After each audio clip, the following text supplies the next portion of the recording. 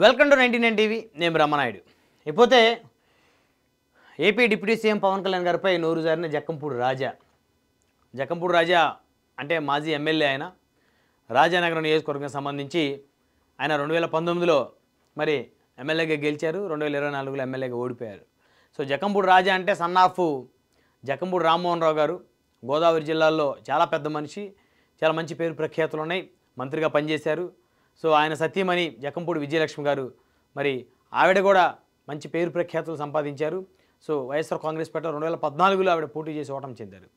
So అలాంటి కుటుంబం నుంచి వచ్చాడు జక్కంపూడి రాజా గారు. అయితే ఈయన నోటి దురుస్తో ఇప్పుడు జన సైనికులతోటి తిట్లు తింటా ఉన్నాడు అనమాట. అంటే మరి రాజానగరం నియోజకవర్గం నుంచి ఈయన ఒక్కసారి మాత్రమే ఎమ్మెల్యేగా గెలిచాడు. మరి 24 ఎన్నికల్లో చిత్తుగా ఓటమి చెందాడు. వైఎస్ఆర్ కాంగ్రెస్ పార్టీ యువజన విభాగం అధ్యక్షుడిగా ఉన్నాడు ఆంధ్రప్రదేశ్ రాష్ట్రానికి సంబంధించి. అయితే ఇప్పుడు ఈ జక్కంపూడి రాజా గారు వైఎస్ఆర్ కాంగ్రెస్ పార్టీ కార్యకర్తల నాయకుల విస్తృత సమావేశం పెట్టుకున్నారు. ఆ సమావేశంలో పెట్టుకుని మీరేం చేయాలి? మీ పార్టీ యొక్క సిద్ధాంతాలు చెప్పాలి, ప్రభుత్వం యొక్క వైఫల్యాలు చెప్పుకోవచ్చు. అంతేగాని నాయకుల యొక్క వ్యక్తిగతంగా వారిని విమర్శించడం, జుగుప్సాకరంగా వారిని మాట్లాడటం, వారిని ఏదో తక్కువ చేయాలనే ఉద్దేశంతో మాట్లాడటం వల్ల ఏమవుతుంది? అనవసరంగా మీ సీటు చినిగిపోతుంది. ఇప్పుడు వైఎస్ఆర్ కాంగ్రెస్ పార్టీ 2019 నుంచి 2024 వరకు చేసింది అదే. అనవసరంగా పవన్ కళ్యాణ్ గారిని టచ్ చేయటం, ఆయన్ని తిట్టడం, ఆయన్ని దూషించటం, వాళ్ళ ఇంట్లో మహిళలను తిట్టడం. సో ఇది పదే 5 ఏళ్ళ పాటు చేశారు కాబట్టి జనసేన 21 స్థానాలు సంపాదించింది. బహుశా 51 పోటీ చేసినా 51 స్థానాలు జనసేన సంపాదించే అవకాశం ఉండేది. దానికి కారణం ఎవరు? వైఎస్ఆర్ కాంగ్రెస్ పార్టీలో ఉన్నటువంటి ఆలోచన బుర్రా బుద్ధి లేనటువంటి కొంతమంది ప్రజాప్రతినిధులు.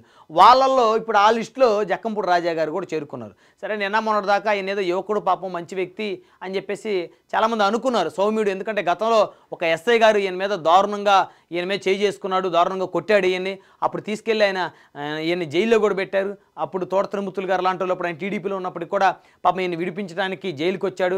గోదావరి జిల్లాలో ఈయన సామాజిక వర్గం, కాపు సామాజిక వర్గం మొత్తం కూడా ఈయన కోసం ఏకమైంది. ఒక రకంగా చెప్పాలంటే జన సైనికులు కూడా జక్కంపూడి రాజా గారిని కొట్టడం తప్పు, అన్యాయం. ఒక ఎస్ఐ జక్కంపూడి రాజా గారిని అంత దారుణంగా కొట్టడం ఇది నిజంగా అవమానం. జక్కంపూడి రామ్మోహన్ రావు గారి కుమారుణ్ణి అంత దారుణంగా కొట్టడం, ఆయన ఏం తప్పు చేశాడని చొక్కాలు చించి మరి అంత దారుణంగా కొట్టాడు ఆ ఎస్ఐ అని చెప్పేసి యావత్తు జనసేన పార్టీలో ఉన్నటువంటి జన సైనికులు అందరూ కూడా ఈయనకు సపోర్ట్ చేశారు. కానీ ఈయనకు కృతజ్ఞత లేదు, ఆ కృతజ్ఞత మర్చిపోయాడు. ఈయన ఎప్పుడు కూడా జనసేన అధినేత పవన్ కళ్యాణ్ గారు ఇప్పుడు కూడా ఒక మాట కూడా అన్న పరిస్థితి లేదు. బేసిక్గా ఈయనకు అంత స్థాయి కూడా లేదు. ఈయన ఓన్లీ జక్కంపూడి రామ్మోహన్ రావు గారు కుమారుడిగా ఈయన రాజకీయాల్లోకి వస్తే ప్రజలు ఒకసారి గెలిపించారు, ఇంకొకసారి ఓడించారు. సరే, ఒకసారి గెలిపించిన తర్వాత ఏం చేసినటువంటి దందాలు కానీ, ఏం చేసినటువంటి అరాచకాలు కానీ ఆ నియోజకవర్గంలో మరి ఇప్పుడున్నటువంటి జనసేన ఎమ్మెల్యే గారు కథలుగా చెప్తున్నారు. సో ఇవన్నీ పక్కన పెడితే అనవసరంగా మీకు ఎందుకు వచ్చింది? అనవసరంగా పవన్ కళ్యాణ్ గారిని ఉద్దేశించి గాజువాక ప్రజలు లెఫ్ట్ లెగ్ తోటి, భీమవరం ప్రజలు రైట్ లెగ్ తోటి తంతే ఆయన వచ్చి పిఠాపురంలో పడ్డాడు. పిఠాపురం ప్రజలు పోనీలేని పాపం గెలిపించారు, ఏం చేయలేదు పిఠాపురం అనుకున్నారు. అసలు మీ జీవితంలో ఒక నియోజకవర్గానికి ఎప్పుడైనా మీరు ఒక 100 కోట్లతో అభివృద్ధి చేశారా? దాదాపు ఇప్పటికే పిఠాపురంలో 300 కోట్ల రూపాయల పైగా అభివృద్ధి పనులు జరిగినాయి పిఠాపురంలో. మరి మీరు ఎప్పుడైనా అంటే సంవత్సర కాలంలో 100 కోట్ల రూపాయలతో అభివృద్ధి పనులు పిఠాపురంలో జరిగితే, మరి మీ రాజానగరం నియోజకవర్గంలో మీరు 5 ఏళ్ళు ఎమ్మెల్యేగా ఉన్నారు. మీరు ఎన్ని 100 కోట్ల రూపాయలతో అభివృద్ధి పనులు చేశారు రాజానగరం నియోజకవర్గంలో? అసలు మీ స్థాయి ఏంటి? మీ అర్హత ఏంటి? మీరు జక్కంపూడి రామ్మోహన్ రావు గారు కుమారుడు కాబట్టి మీకు జగన్మోహన్ రెడ్డి గారు సీట్ ఇచ్చారు. లేకపోతే వార్డు మెంబర్గా కూడా మీకు ఏ రాజకీయ పార్టీ సీట్ ఇచ్చేటువంటి పరిస్థితి లేదు. ఎందుకంటే మీకు పెద్ద ఫైర్ లేదు, మీకు పెద్ద మాటకారి కాదు, మీరేమీ ప్రజలతో మమేకమైపోయేటువంటి పరిస్థితి మీకు లేదు. కేవలం మీరు జక్కంపూడి రామ్మోహన్ రావు గారు పెద్ద ఆయన, సో ఒక వంగవీటి మోహన్ రంగ గారు, అదేవిధంగా ఓ ముద్రగడ పద్మనాభం గారు, అదేవిధంగా ఒక జక్కంపూడి రామ్మోహన్ రావు గారు, వీళ్ళందరూ ఐకాన్స్.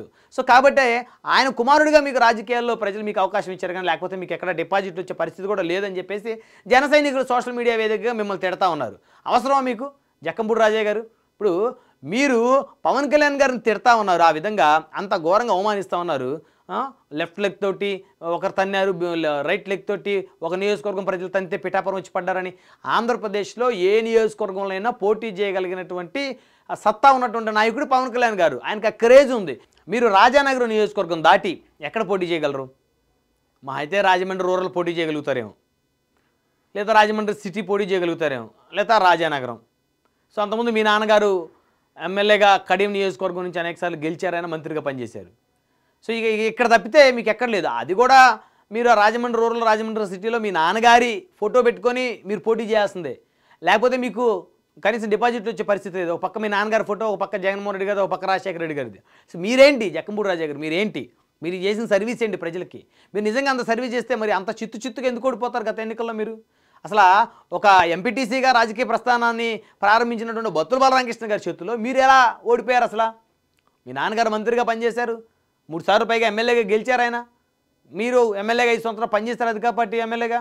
మీరు ఎలా ఓడిపోయారు? మీరు ఒక సాధారణ వ్యక్తి చేతిలో ఓడిపోయారు మీరు. అంటే పవన్ కళ్యాణ్ గారు పెట్టినటువంటి ఒక అభ్యర్థి చేతిలో ఓడిపోయారు మీరు. మీకు పవన్ కళ్యాణ్ గారు అనేటువంటి స్థాయి లేదు, అర్హత లేదు. ఇప్పటికైనా క్షమాపణలు చెప్పి వేడుకోండి ఆయన్ని. ఇక మీకు మళ్ళీ రాజకీయంగా మీరు గెలిచే పరిస్థితి ఉండదు. ఇప్పుడిప్పుడే మీరు ఏదో కాస్త వైసీపీ లేదా యోజన విభాగం మీకు ఏదో పదవి ఇచ్చారు, కాస్త యువత ఆ గోదావరి జిల్లాలో కాపు సామాజిక వర్గం చెందిన కొద్ది యువత ఏదో మిమ్మల్ని, మీ తమ్ముడు జక్కంపూడి గణేష్ గారిని వారిని ఏదో అనుసరించేటువంటి వాతావరణం అక్కడ క్రియేట్ అవుతుందని చెప్పేసి ఇప్పుడు అనుకుంటున్న తరుణంలో మీరు వచ్చి అనవసరంగా పవన్ కళ్యాణ్ గారి గురించి అసలు అవసరమా ఆ సభలో? ఇది చంద్రబాబు గారినో లోకేష్ గారినో వ్యూహాత్మకంగా టార్గెట్ చేయాలి. సో వ్యూహాత్మకంగా జనసేనకి అన్యాయం జరుగుతుంది ఇక్కడ అని కాస్త వ్యూహం ప్రదర్శించాలి మీరు. అంతేగాని మీరు వచ్చేసి పవన్ కళ్యాణ్ గారిని ఇష్టం వచ్చినట్టు మాట్లాడితే అసలు మీకు ఓట్లు పడతాయా? ఆ సామాజిక వర్గంలో మీకు ఓట్లు పడతాయా ఆయన కాదని? అంటే ఇంత వయసు వచ్చినా మీకు రాజకీయంగా ఏమాత్రం మరి పరిజ్ఞానం లేనట్టయితే స్పష్టంగా కనపడుతుంది. ఎందుకంటే ఎవరిని టచ్ చేయకూడదో వాళ్ళని టచ్ చేస్తారు. ఎందుకు టచ్ చేస్తారు? అనవసరంగా ఎందుకు మీ రాజకీయ జీవితాన్ని బలి చేసుకుంటారు? ఇక మీకు ఆ సామాజిక వర్గాల్లో మీకు ఓట్లు పడతాయా? ఇక మీరు శాశ్వత మాజీ ఎమ్మెల్యే అని అనుకునే పరిస్థితి. సో కాబట్టి ఇప్పటికైనా నోరు జారాను, నోటు దోలతోటి మాట్లాడాను, పవన్ కళ్యాణ్ గారు క్షమించండి అని చెప్పేసి వేడుకోండి ఇప్పటికైనా. ఇప్పుడు మీరు నిజంగా గెలవాలి, ఎమ్మెల్యేగా గెలవాలి అంటే వ్యూహాత్మకంగా వ్యవహరించాలి.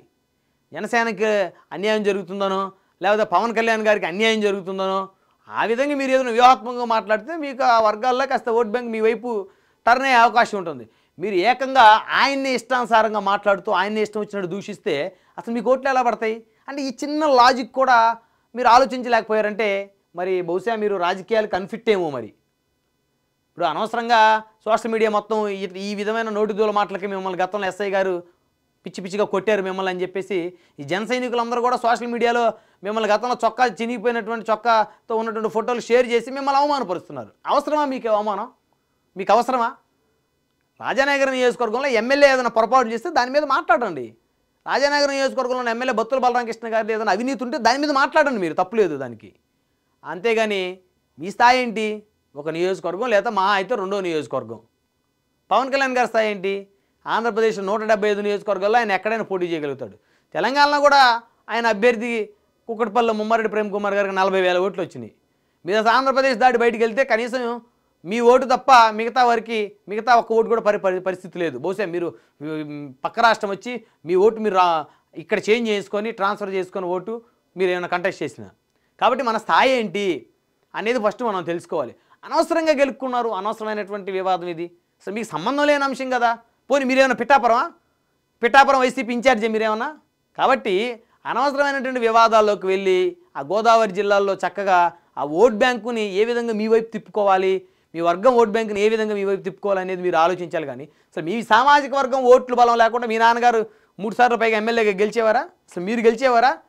సో ఆ సామాజిక వర్గం ఓట్లు మీకు పడాలి అంటే ఎంత వ్యూహాత్మకంగా వ్యవహరించాలి మీరు? పవన్ కళ్యాణ్ గారిని తిడితే మీకు ఆ ఓట్లు పడతాయా? సో వారి వల్లే ఓడిపోయామని చెప్పేసి మీ పార్టీలో అనేక మంది మాట్లాడుకుంటూ ఉంటే మళ్ళీ మీరు ఆయన్ని గెలికి అనవసరంగా ఆయన అభిమానులు చేత తిట్లు తిని సో అవసరం ఇది జక్కంపూడి రాజా గారు ఇప్పటికైనా క్షమాపణ చెప్పి వేడుకోండి. అనవసరంగా నోటి దూల మాటలు మాట్లాడి బంగారం లాంటి భవిష్యత్తు, మళ్ళీ మీకు మంచి భవిష్యత్తు ఉంది మీకు ఆ నియోజకవర్గంలో. సో దాన్ని పాడు చేసుకున్నట్టే మీరు. అంటే బంగారు పల్లెన్ని కాలుతుంది అనుకున్నట్టు మీరు. సో ఏదో కష్టపడుతున్నారు, చిన్నగా ముందుకు వెళ్తూ ఉన్నారు పబ్లిక్లోకి. సో ఇప్పుడు మీరు మాట్లాడిన మాటలతోటి ఒకసారిగా అందరికి విరక్తి వచ్చేసింది. ఇక మీకు ఎవరు ఎక్కడ సపోర్ట్ చేయరు, మీ వర్గం సపోర్ట్ చేయదు. వస్తే సరే వైఎస్ఆర్సీపీలో ఉన్న రెడ్డి సామాజిక వర్గం లేదా ఆ పార్టీలో ఉన్నటువంటి మైనార్టీలు సపోర్ట్ చేసే అవకాశం ఉంటుంది. సో తెలుగుదేశానికి బీసీ ఓట్ బ్యాంక్ బలంగా ఉంది, కమ్మ సామాజిక వర్గం ఓట్ బ్యాంక్ బలంగా ఉంది, జనసేన కాపు ఓట్ బ్యాంక్ బలంగా ఉంది. ఈ వర్గాలు ఏ సపోర్ట్ చేయకుండా రాజానగర్ నియోజకవర్గంలో మీకు ఛాన్స్ ఎక్కడి నుంచి వస్తుంది మీకు? సో కాబట్టి బంగారం లాంటి అవకాశాన్ని మీరైతే కాలదనుకున్నట్టే.